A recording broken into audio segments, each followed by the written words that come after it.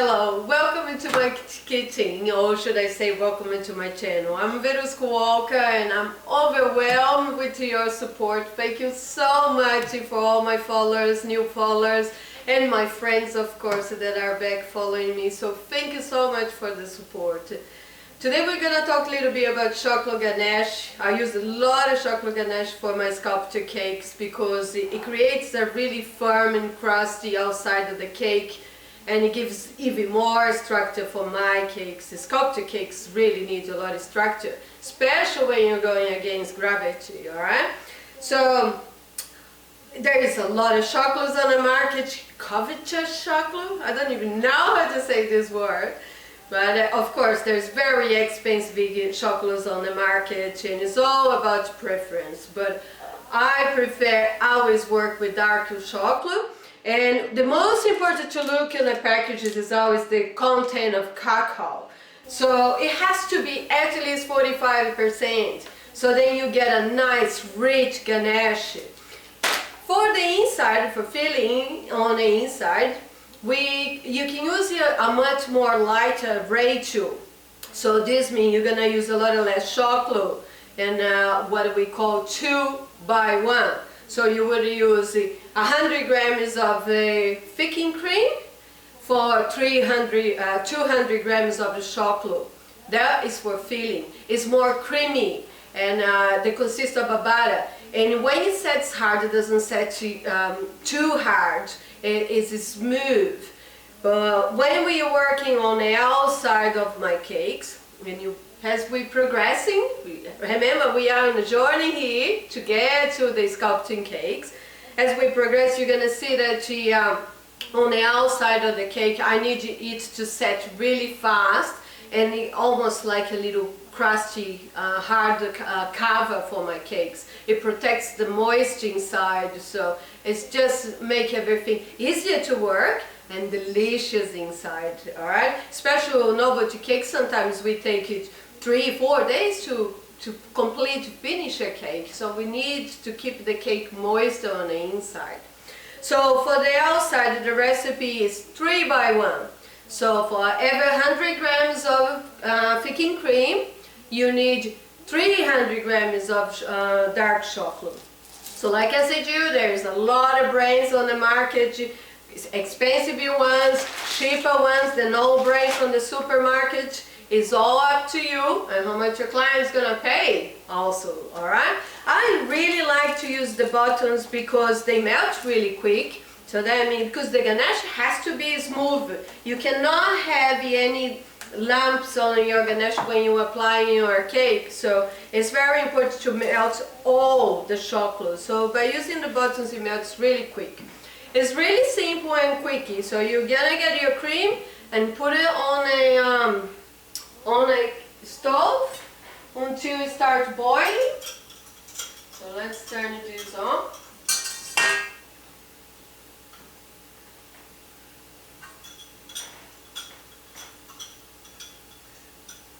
But here's the thing, I do not want to boil. I just want, as soon as it starts, the bubbles coming up, is the moment to take it out, because you don't want to burn the cream too, alright? Or change the structure of your cream. So as the moment that the bubbles going up, that's when you put your chocolate, and to the point that all your chocolate melted. So let's go.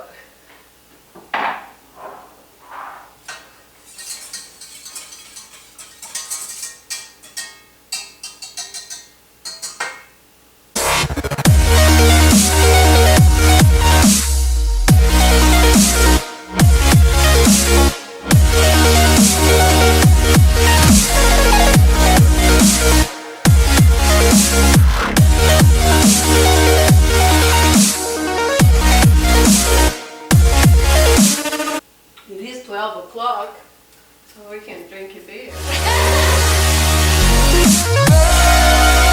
Right, it's just starts to bubbly, and the bubbles start to appear, so I turn it off, and I put my chocolate in, get my whisk, and whisk it through. Now it's very important in here that you make sure that all the chocolate is melted. All the chocolate is melted. That's why I like so much of the whisker. And smell divine.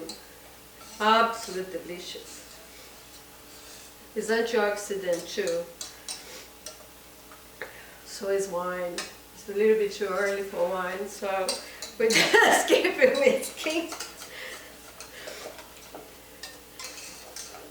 And you can see, look at how rich, how beautiful this is, how delicious and thick this is. So all I have to do now is transfer this to a pot, a glass pot is much better, because what's going to happen is you may not use all the ganache and you have to put on the refrigerate, because you can refrigerate it for a week, up to a week. You can freeze, so it's better if you put it on a glass bowl, because cover it, because you can put it on a microwave and heat it. So when you're going to use again, you put on a microwave. Always start slow, 30 seconds to 30 seconds, and don't overcook it, because it could split. And if it splits, you get all the oil on the top, and the ganache doesn't work anymore.